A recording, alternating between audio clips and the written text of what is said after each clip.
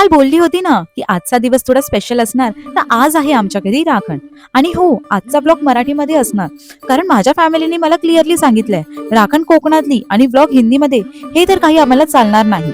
तर ज्यांना राखण माहिती नाही ना त्यांच्यासाठी बघा, कोकणातली राखण म्हणजे राखणदार देवाकडे केलेली प्रार्थना असते. आमच्या घराची, शेताची, गाय गुरांची आणि सगळ्या कुटुंबांची रक्षा करा. कुटुंब आमचं सुखी ठेवा आणि तुमची कृपा आमच्यावर असू द्या, अशी केली जाणारी प्रार्थना. मग परंपरेच्या नुसार ही गावठी कोंबडा अर्पण केला जातो आणि तशी सुरुवात होते जेवणाच्या तयारीची.